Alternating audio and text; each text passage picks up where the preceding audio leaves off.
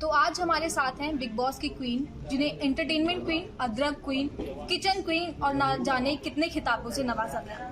तो आइए हम उनसे जानते हैं उनके बिग बॉस के एक्सपीरियंस और बिग बॉस से निकलने के बाद के एक्सपीरियंस। तो मेरा अर्चना आपसे पहला सवाल ये है कि मेरठ में जब आप पहले आई थी और आज जब बिग बॉस के बाद आई हैं, तब क्या चेंजेस आपको देखने को मिले? पहले जब मैं मेरठ में आई थी तो कुछ लोग मुझे जानते थे, कुछ लोग नहीं जानते थे, बट आधे से ज़्यादा लोग नहीं जानते थे। बट जब अब आई हूँ तो यहाँ पे मेरठ तो चलो ठीक है, अपना शहर है।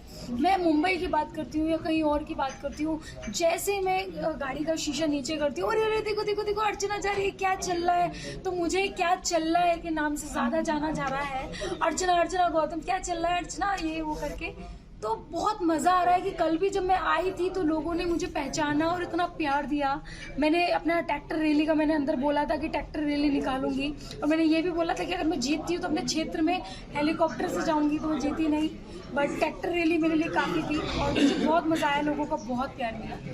बिग बॉस में आप सबसे ज़्यादा क्या मिस कर रही हैं? मैं सच बताऊँ, खाना बनाना मिस कर रही हूँ, खाना खिलाना मिस कर रही हूँ, बिग बॉस की आवाज़ को मिस कर रही हूँ, और वीकेंड के बाद में सलमान सर की डांट को मिस कर रही हूँ। बिग बॉस खत्म होने के बाद अभी कितने कंटेस्टेंट हैं? कोई 5 कंटेस्टेंट के नाम बताइए जिनसे आपकी अब तक दोस्ती। देखिए, मेरी दोस्ती है प्रियंका से, सौंदर्या से, टीना से, और अभी मुझे जस्ट कॉल आया है निमृत का। तो अभी मुझे लगता है कि निमृत से भी होगी ये दोस्ती, जिससे सबसे ज़्यादा खटपट होती थी। जिससे खटपट, मैं शॉक्ड हूँ सच में। मुझे अभी जस्ट कॉल आया मैं कि निमृत, मुझे नहीं लगा था कि मुझे कॉल करेगी, बट हमारा तो सच में गिला शिकवा दूर हो गया है ऑलमोस्ट। तो ये लोग मेरे जिनसे अभी मेरा लिंक है। सौंदर्या से हमने शो में काफ़ी दोस्ती देखी, लेकिन बाहर निकलने के बाद हमें प्रियंका से ज़्यादा दोस्ती दिखी है। तो मतलब क्या रीज़न रहा है? एक्चुअली मेरी प्रियंका से दोस्ती थी, स्टार्टिंग से थी, और सौंदर्या से भी थी, बट मेरे अंदर ना मुझे ऐसा लगता था कि कमी थी कि मैं कुछ छोटी छोटी चीज़ों को ना मैं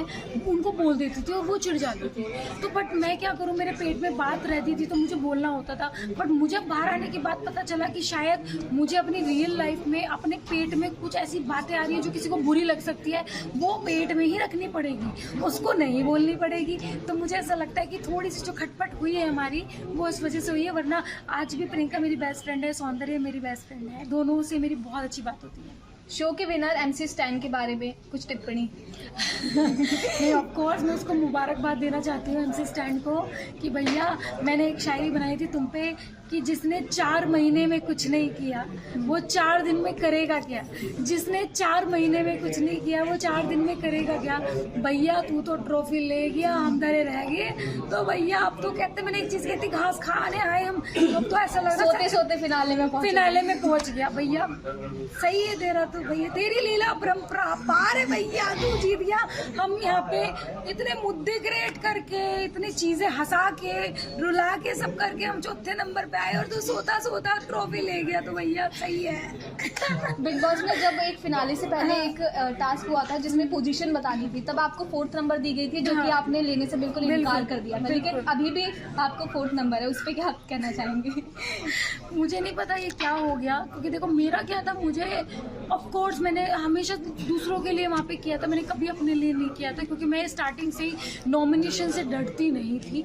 बट जब मंडली के अपने रणनीति बना के मेरे को 4 नंबर पे डाल रहे थे, और जबकि कॉमन राशन था, तो मैं क्यों आऊँ मंडली के बोलने पे, मैं 4 नंबर पे क्यों आऊँ। तो मुझे ऐसा लगता है कि मुझे जनता के बोलने से आप आएंगी। जनता के बोलने से जनता मैटर करती है। बट मुझे ऐसा लगता है कि देखो, मैं 4th पे नहीं डिजर्व करती थी। तो मुझे ऐसा लगता है कि अगर ये वोटिंग का नहीं होता तो टॉप 3 में मैं, प्रियंका और शिव ही होते थे। तो मैं कभी, मतलब सच में मैं नहीं मानती अपने आप को 4 पे। मैं मानती हूँ कि मैं जनता के लिए जीती ही हूँ, और मैं अपने आप को विनर ही मानती हूँ, अपने लिए मैं विनर ही मानती हूँ। मैं, तो मुझे ऐसा नहीं है, 4th नंबर पे मैं पहुँची, मैं उसका शुक्रगुजार करती हूँ कि यहाँ से निकल के बिना किसी PR के, बिना किसी बैकग्राउंड के मैं 4th पोजीशन तक पहुँची। तो जैसे आपने अभी PR का जिक्र किया, आपको क्या लगता है अगर आपने PR मैनेजर हायर किया होता या सोशल मीडिया पे काफ़ी कैंपेन वगैरह चलाए होते, तो क्या आप विनर होती? शायद, ऑफ कोर्स, क्योंकि 4th नंबर पे मैं पहुंची, मैं उसका शुक्रगुजार करती हूँ कि यहाँ से निकल के बिना किसी PR के, बिना किसी बैकग्राउंड के मैं 4th पोजीशन तक पहुंची।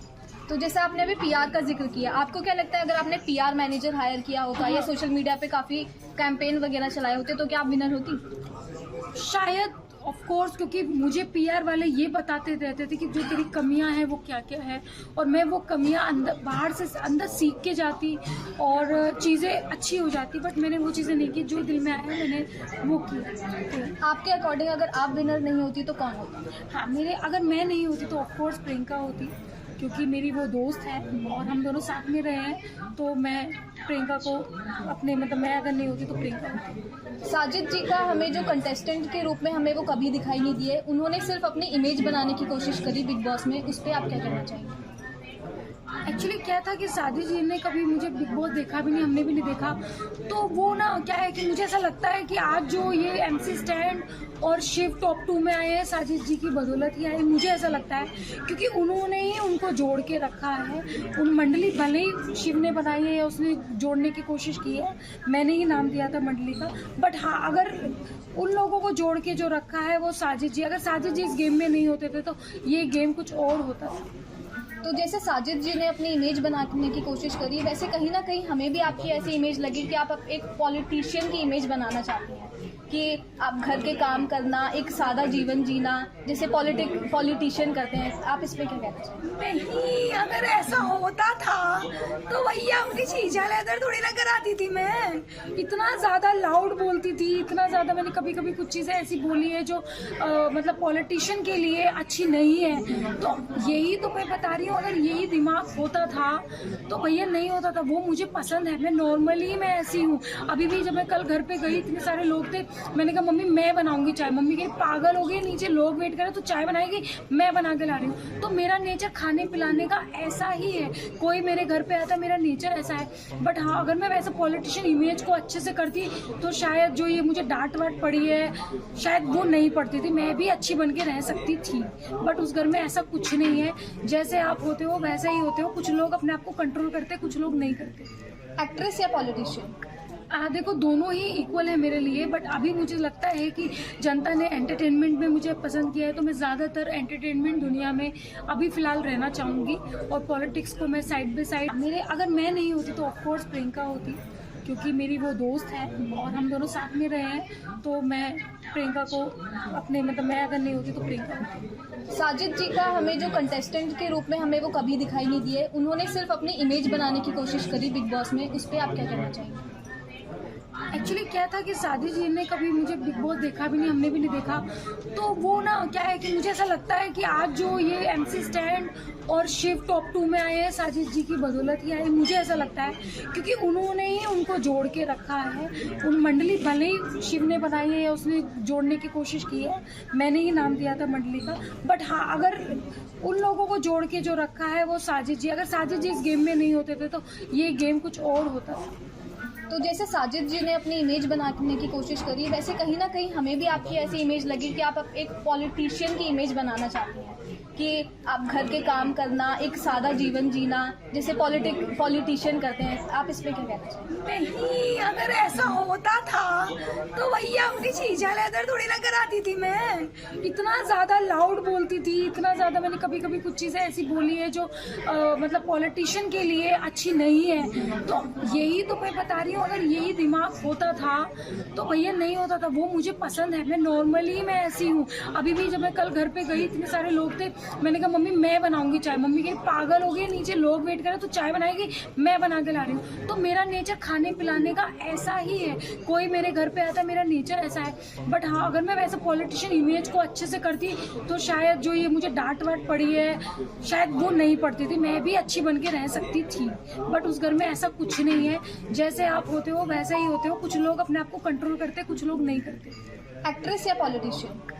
देखो, दोनों ही इक्वल है मेरे लिए, बट अभी मुझे लगता है कि जनता ने एंटरटेनमेंट में मुझे पसंद किया है, तो मैं ज़्यादातर एंटरटेनमेंट दुनिया में अभी फ़िलहाल रहना चाहूँगी, और पॉलिटिक्स को मैं साइड बाय साइड चीज़ों को करना चाहूँगी। पॉलिटिकल लाइफ में ज़्यादा स्ट्रगल देखा आपने या फिर एंटरटेनमेंट लाइफ में? दोनों में ही सेम है, वो अपने लिए सेम है और ये अपने लिए। उसमें भी जनता का सपोर्ट चाहिए और इस लाइन में भी जनता का प्यार चाहिए। तो आपका यहाँ मेरठ से लेके मुंबई की जर्नी आप थोड़ी शॉर्ट में बताएं। शॉर्ट में ये था कि हाँ, बहुत ज़्यादा दुविधाओं का सामना मुझे करना पड़ा है, बट आज जब मुकाम मिला है तो बहुत अच्छा लग रहा है मुझे कि जो मेरी 8 साल की 7 साल की मेहनत थी वो सफल हुई, तो उसमें बहुत अच्छा लग रहा है। तो कहीं ना कहीं आप ऐसा लगा कि प्रियंका विनर होना चाहती थी, लेकिन वो नहीं हुई। एंड तक भी हमें लगा कि प्रियंका ही विनर होगी, सोशल मीडिया पे भी प्रियंका ही छाती रही। हाँ। लेकिन कहीं ना कहीं आपके प्रशंसक उसमें सामना मुझे करना पड़ा है, बट आज जब मुकाम मिला है तो बहुत अच्छा लग रहा है मुझे कि जो मेरी 8 साल की 7 साल की मेहनत थी वो सफल हुई, तो उसमें बहुत अच्छा लग रहा है। तो कहीं ना कहीं आप ऐसा लगा कि प्रियंका विनर होना चाहती थी, लेकिन वो नहीं हुई। एंड तक भी हमें लगा कि प्रियंका ही विनर होगी, सोशल मीडिया पे भी प्रियंका ही छाती रही। हाँ। लेकिन कहीं ना कहीं आपके प्रशंसक उसमें राजी नहीं थे। लेकिन जब आपका फोर्थ विनर आप बन गई, तो आपकी मम्मी का सबसे पहले रिएक्शन क्या था? मम्मी का पता नहीं, क्योंकि जब वो मम्मी को मैंने देखा नहीं, क्योंकि मम्मी बाहर बैठी हुई थी, मैं अंदर बैठी हुई थी। जब मैं वहाँ से निकली तो ऑफ कोर्स मम्मी भी रोने लगी। तो होता है ना कि हर माँ बाप अपनी बेटी को विनर देखना चाहता है, तो वो है। पर ठीक है, सो के मैं यहाँ तक पहुँची, वो मेरे लिए बहुत बड़ी अचीवमेंट है। सलमान खान का कहीं ना कहीं आपकी लाइफ में रोल रहा? ऑफ कोर्स सारा ही रोल रहा, क्योंकि वो मुझे मेरी तारीफ करते थे और मुझे सराहा करते थे, और जब मैं गलती कर देती तो मुझे डांटते थे। तो ये ऑफ कोर्स उनका तो पूरा रोल क्या, पूरा मतलब सीरियसली आज जो मैं इतनी पेशेंस वाली और गुस्सा कंट्रोल करने वाली हूँ, सलमान सर की बदौलत। हर किसी सफल आदमी के पीछे या औरत के पीछे एक हाथ होता है। आपकी ज़िंदगी में वो हाथ किसका है? मेरी मम्मी का हाथ है। मेरी लाइफ के पीछे मेरी मम्मी का हाथ है, क्योंकि अगर मेरी मम्मी वो गहने बेच के गिरवी रख के मुझे मुंबई नहीं भेजती थी, तो शायद मैं आज यहाँ पे नहीं होती थी। अपने समाज को लेके बेटियों को कोई संदेश देना चाहेंगे? हाँ, मैं यही बोलना चाहती हूँ, जैसे आप लोगों को पता है कि हमारे समाज में जल्दी शादी करा दी जाती है लड़की को बाहर नहीं भेजा जाता है, एक डर होता है। तो मैं यही बोलना चाहती हूँ कि दुनिया बहुत आगे जा चुकी है, भारत भी बहुत आगे जा चुका है। तो आप लोग इस चीज़ से निकले, और जो आपकी बेटी करना चाहती है, एक बार बैठ के उससे पूछे कि बेटी तुम क्या करना चाहती हो, और उसको सराहा दे। सीरियसली आज मैं जो कर सकती हूँ तो आपकी बेटी भी कुछ कर सकती है। तो एक बार उससे प्यार से पूछे, क्योंकि लड़का लड़की कुछ नहीं होता, दोनों इक्वल होते हैं। जब आप अपने बेटे से पूछते हो कि क्या करना चाहता है, तो उसी तरह से मैं चाहती हूँ कि एक बार आप अपनी बेटी से पूछिए कि वो क्या करना चाहती है अपनी लाइफ में, और उसको आगे बढ़ावा दे। क्योंकि आपकी बेटी को आपने बढ़ावा दिया तो हमारा समाज आगे बढ़ेगा, हमारे लोग आगे बढ़ेंगे। बस मैं यही कहना चाहती हूँ। मेरा लास्ट सवाल आपसे ये है कि अगले किस प्रोजेक्ट में हम अर्चना गौतम को देखना चाहेंगे? देखो, ये तो मुझे भी नहीं पता। कोई ऑफर आपको आया हो किसी मूवी का, सीरियल का? जी, ऑफर आ रहे हैं, लेट्स सी, क्योंकि अभी जस्ट निकली हूँ मैं, तो ऑफर पे ऑफर आ रहे हैं। दिमाग अभी काम नहीं कर रहा है, तो अभी सस्ता लूँ पहले, फिर आराम से सोचती हूँ कि क्या करते हैं। खतरों के खिलाड़ी पे काफी चर्चा हो रही है कि अर्चना को खतरों के खिलाड़ी में देखा जाएगा, क्या ये सच है? पता नहीं, कह नहीं सकते, बट हाँ, रोहित शेट्टी सर बुलाएंगे तो ऑफकोर्स मैं जाऊंगी। तो ये थी हमारे साथ मेरठ की शेरनी अर्चना गौतम। अमर उजाला के साथ पूजा राणा। डाउनलोड करें अमर उजाला ऐप और पाएं खबरें लगातार। अगर आप ये वीडियो YouTube पर देख रहे हैं तो हमारे चैनल को सब्सक्राइब करें और बेल आइकन को दबाना ना भूलें। अगर आप Facebook पर ये वीडियो देख रहे हैं तो हमारे पेज को लाइक करें।